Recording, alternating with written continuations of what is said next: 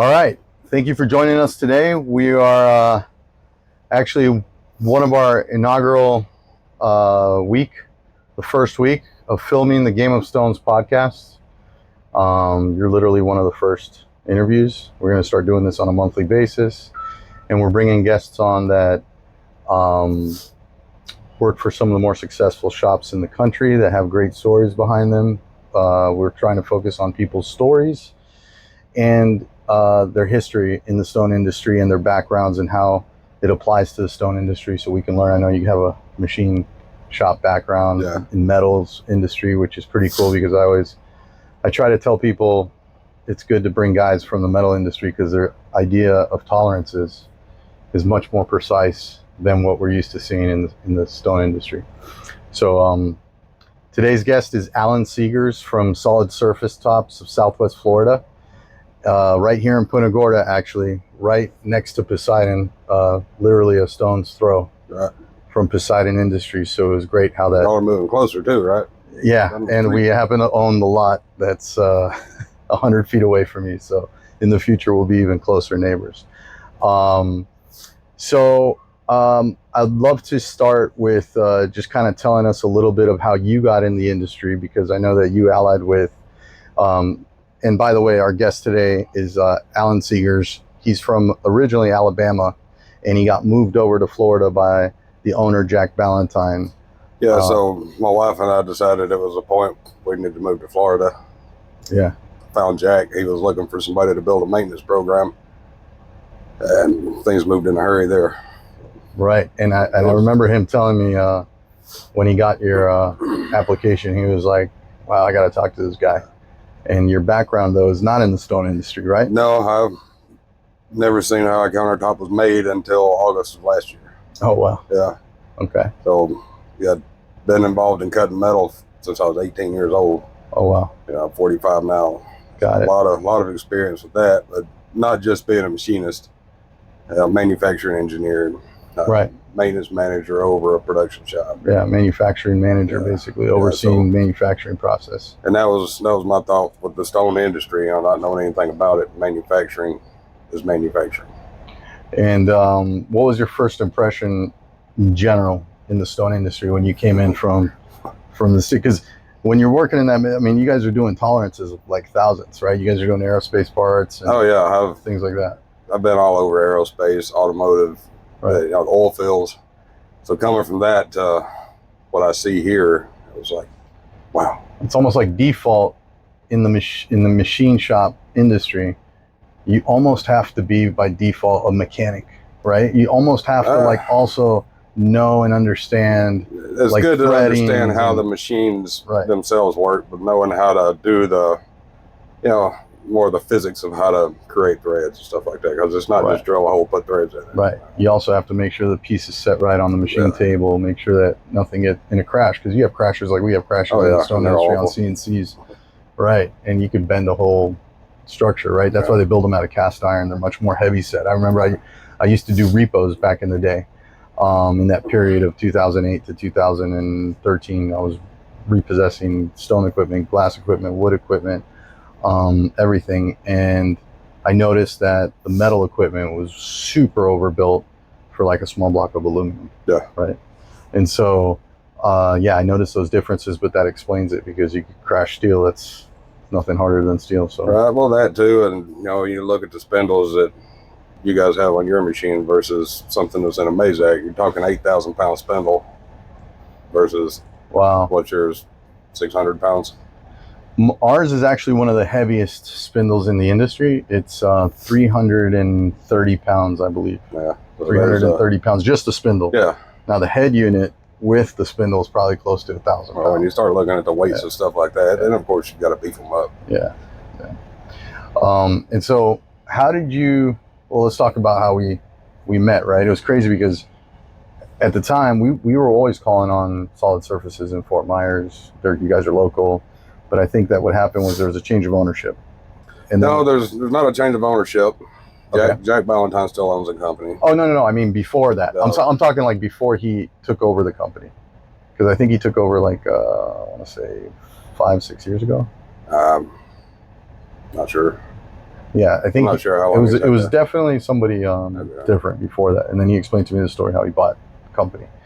I know he started off with cabinets and got Right. so far ahead of everything that he couldn't put any more cabinets in. They were waiting on countertops. Yeah, that's how he started. That's so how he ended then up it's getting like, them. I can start making countertops. I think he was too. subbing out Yeah. the company, and then the opportunity came for him to buy it. Yeah.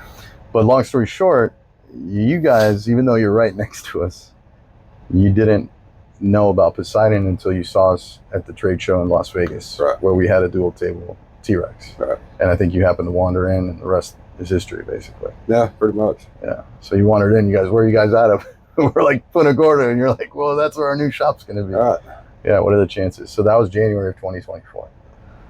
Then you guys came, visited our facility, and then we proposed the idea of doing the world's biggest dual table T-Rex, which can fit two super jumbos, two jumbo slabs, two super jumbo tables. We call them super jumbo tables. So we have the jumbo, so 160 by 140 deep.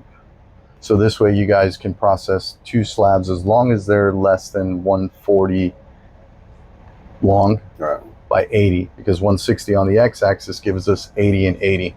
So if the slab's 140 by 80 or less, we can put two slabs next to each other, which is awesome because now you just load two slabs, easy process, and you let the machine run longer cycle times, really make sure that you're properly staged for the other table and the next thing that you're going to load. So what caught your attention? Getting rid of the labor. Yeah. You know, cutting the labor out of all the jobs is what really caught my eye about it. Because you put a slab of material on, you take finished countertops out, you don't have to send it through hand. Yeah, right. We're just condensing the machines. Yeah, instead of what the industry's used to, which is cutting, taking the pieces off, putting them on work in progress carts, which I'm sure those terms are also familiar to you from manufacturing, right? The whip carts. Yeah. Right. Work in progress. We can eliminate the whip carts, which is essentially what we're doing. Then we're going to eliminate a lot of labor, a lot of overhead. By what I've measured out for what we're doing right now with the way I want to run it, we'll take 6 hours of labor out of each house with the countertops. 6 hours of labor per house? Per house. How many houses you got to do this year? I couldn't tell you how many houses. I know as of last week, we've got 140,000 square foot of countertops. Wow. Okay, so that's easily over 1,500. Yeah, you figure. Yeah. The cookie cutter homes are about 80 square foot a house. So you're talking about thousands of labor hours. Yeah. By a quick calculation off of those numbers, if you're looking at 1,700 homes divided into that many square feet, 140,000. Wow, you're looking at 8,000 hours a year. Close to 80,000 hours a year of labor gone. Wow. Okay. Awesome. And that's, like I say, with being, that manufacturing engineering and lean manufacturing and everything, that was exactly what I pitched this as. Right. Because this, let's face it, it's kind of a far-fetched concept. Because by the time, if you've come in August and you have that machine shop background, then I'm guessing that you researched every single machine brand before you, as a matter of fact, you had placed orders with our competitors before you even saw us at the show. There was already machines coming, because there are machines here in your shop. And all that deal was worked before I even came to the company. So the machines were ordered June of 23. So the machines actually ordered under your supervision were basically the Poseidon. Yeah. And I saw that you guys got that nice scanner. So you probably I've got had a hand in the scanner. Yeah. That's a great scanner. Yeah, I like that it doesn't occupy a lot of space. Yeah. I like that's another labor saver too. You don't have to worry about lighting and all that stuff. It's a little more pricier, but if you the same thing, the pricier, the return of investment on it was long term, sure, a year and a half. Yeah, because now you don't have to worry about taking up so much space and orchestrating. Well, when the truck comes in, I can set a bundle of granite on that machine.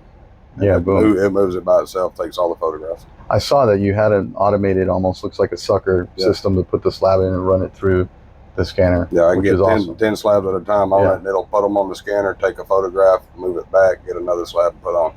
All that time, warehouse people can be building carts or going through inventory like they're supposed to do instead of wasting their time right there. Which actually, I brought some stickers for you. which allows you to put the targets on the slab before you scan it.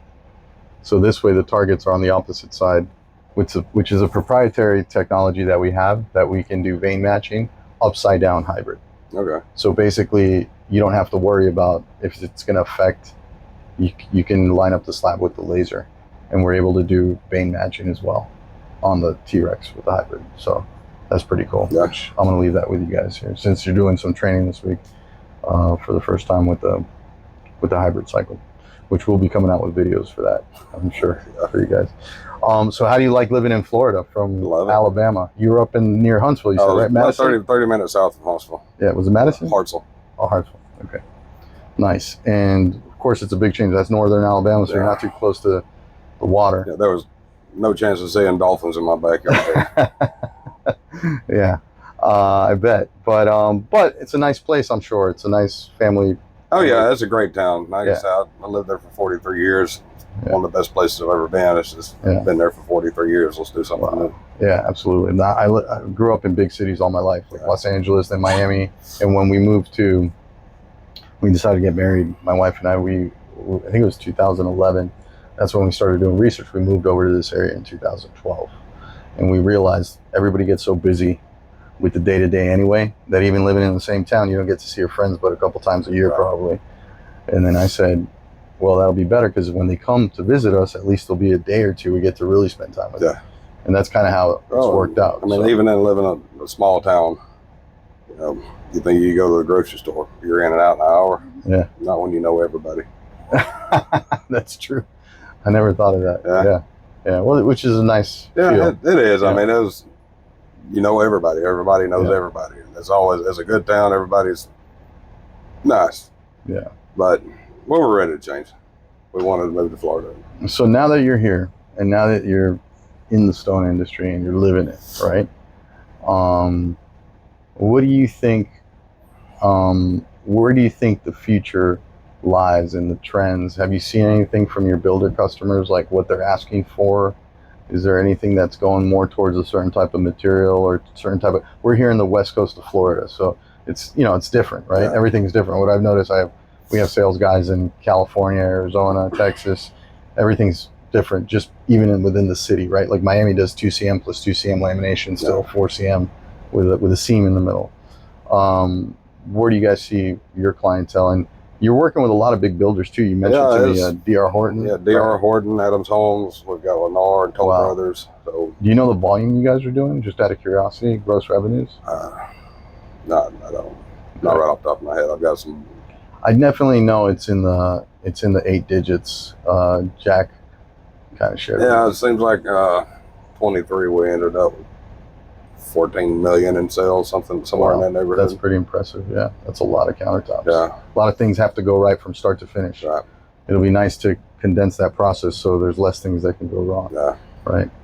No, we're excited about seeing how everything plays out here.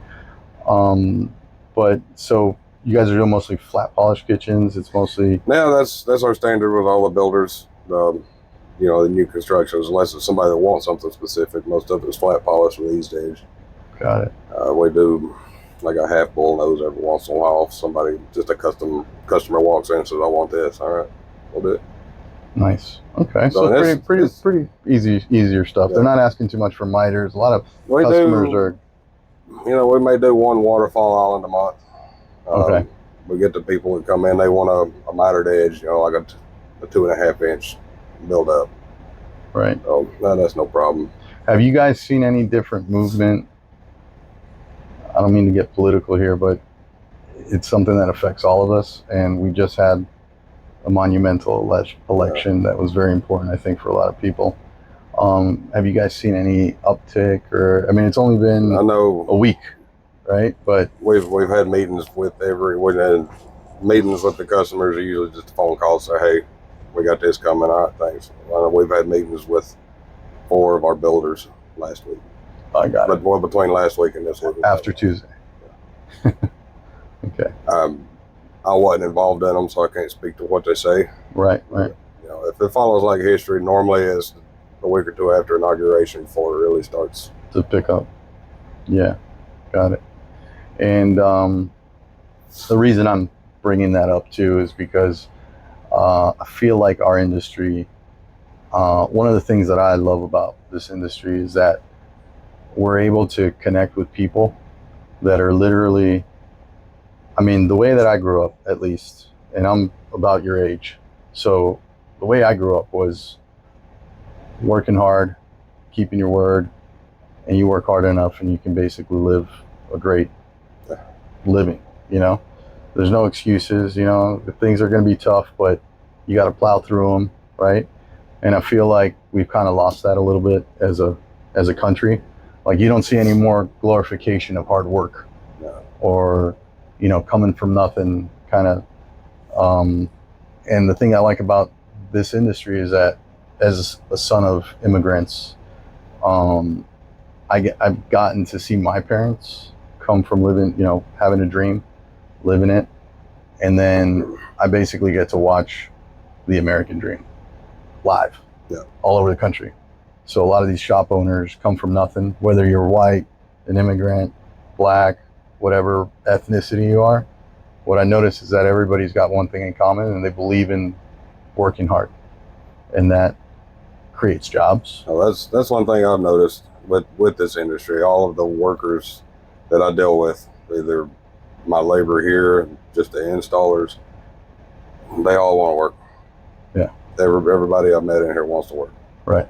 Nobody's trying to make excuses. No. We don't attract that. Unfortunately, as time goes on, it seems like those people are getting less and less. Yeah. And that's kind of where we also are happy to come with our technology, because we understand the challenges of even trying to find the right labor pool for this industry. Like I was going back to, if you look at the average hourly rate of a machine shop employee compared to the stone industry is way higher. But the funny thing is, these guys have a more sense of tolerance in the machine shop. Like, they know what perpendicular and parallel mean, for example, right? They know what thousandths of a, like, it's not okay if it's half a millimeter off, right? Half a millimeter is huge. Yeah, it's like, oh my God, I'm embarrassed. But so just those two differences, we're in a very special type of industry, I feel like. And I can say one thing that I think probably drives that is it's more intensive labor than what most people are willing to do. And I have a lot of those people too. You know, I get applications for somebody who wants to be granite labor, and I call them up and they're like, "Hey, I got your application." The first thing they say is it hard work? I hang the phone up. Is it hard work? I'm done talking to you. Yeah. Wow. It's not. I mean, it's work. It's work. But if that's the first question you've got about it, in all fairness, it depends. Like, I think that the vacuum lifter, for example, is completely undervalued in granite shops all across the U.S. If you walk into 100 granite shops, a lot of them have a bridge saw and they have manual labor, and they have no vacuum lifter material handling equipment. So these guys are lifting. They're like, "Hey, everybody, I got to move this piece," and 4 guys got to stop what they're doing. Aside from the inefficiency. But they got to lift this stuff by hand. Like, it's crazy. I feel like that should almost be a standard, like a standard thing that all shops should really have some kind of, let's say, a jib crane, an articulating jib crane arm, or an overhead crane system, something like that, to make these guys, which you guys are all fully equipped. Yeah. So I saw all those cranes and stuff, so you did a great job there. But yeah, it eliminates a tremendous amount of labor. It's safer. But yeah, so what are your goals for this shop right now for the next 12 months? So you guys, do you guys have goals in terms of like square foot per week? Are you trying to run double shifts? Are you thinking about that? Because I know you guys got a lot. I mean, that's a hell of a lot of work in the pipeline. We've got a lot of work, and I think we can handle it with one shift, just working some overtime. One shift, especially with the new machines now that we've got. Yeah. You know, 2 new water jets. Yeah. Your machine coming on, plus the straight line polishers. The straight line polishers are a must have. So, they do so fast, the edges. So yeah, you'll be good. Maybe a shift and a half. Shift and a half. Yeah. Maybe 6 days a week, a couple weeks a month. You know, we'll be fine with that. And I'm guessing you guys have a camera system also. Yeah. So you can monitor stuff or just have it recorded. Yeah, I don't know how long it keeps it for. I know it overwrites. It's not, we can't go all the way back in time, but we do have a history we can look back. So here's the last question. What do you like to do on the weekends now that you're in Florida here? And no more something on the water. Little access to the water, right? So a little bit of fishing, bit. Yeah. I mean, if it's just sitting on the dock fishing or taking the boat out, nice. Either one. Just get out and tour. And you're living I live in Port Charlotte. In the Port Charlotte area. Oh, perfect. That's right. Yeah. I remember that. Yeah, I got to stop by and see if the Sunseeker's still good to go. I think they got a little damage. Oh, they opened back up. Oh, they opened back up? Yeah, they opened back up last week, I think it was. Nice. Yeah, it's a great area. Fisherman's Village opened back up last week, too. Oh, awesome. Yeah, I feel like the Sunseeker's really bringing a lot of good stuff to Port Charlotte. Yeah, I just hope we stay out of the range of a casino. A casino? They probably are going to get the cruise ship to go out and do the casino on the cruise ship or something like that. I know they're talking. I've heard talks about it. They're trying to get a casino brought in. Then. What's some of the best life lessons you've learned just in your experience with working hard and in the industries that we're in, manufacturing? What are some of the take homes that maybe we can give some of our viewers too that are trying to figure out their path in life and kind of see what's trust the process. Trust the process of just whatever career path you're going down. There's a process there. If you grind, trust it. Follow that path that you pick. Just stay on it. Don't be wishy-washy. Yeah, don't start trying out different things because this didn't work and you didn't get the result right away. Kind of try to be disciplined. No immediate gratification, which is what's being pushed that's what everybody wants. I mean, I love it right now. Hey, give me $1 million. Here you go. But you don't get that. You got to work for it. Like I say, trust the process that you have to follow to get to where you want to get to. Stick to the goal. Yeah. Yeah. I mean, like I said, I didn't just end up manufacturing engineering. Those things presented themselves based off of my work. Then, like I say, just in the short time that I was in a machinist, 15 years. Yeah. Things evolved so much in that. So, I mean. What have you seen in the evolution of the machinery from when you started? Like just the CNCs, the softwares, or just general process? Well, all of it. The software is general process, the tooling. You think just the end mill is just an end mill, but let me tell you, they're not. We actually have a gantry milling machine that we still haven't hooked up to power. I bought it 4 years ago, Milltronics, for milling the rails and the bridges of the T-Rexes and stuff like that. But anyway, I might have you come in and help us take a look at it. I'll set it up. Yeah. All right, awesome, man. So going back to what you were saying, I always have a saying. Well, I read it, and I always like to repeat it. Lady Luck always has a knack for blessing those that work their asses off, right? Which is basically stick to it, keep grinding at it, and you'll get there. It's one of my favorites along that line is if you keep doing what you're doing, you always get what you got. Yeah. Same thing. Well, thank you very much, man. Appreciate your time. Appreciate you having faith in our company. And we're looking forward to doing awesome things together. Yeah.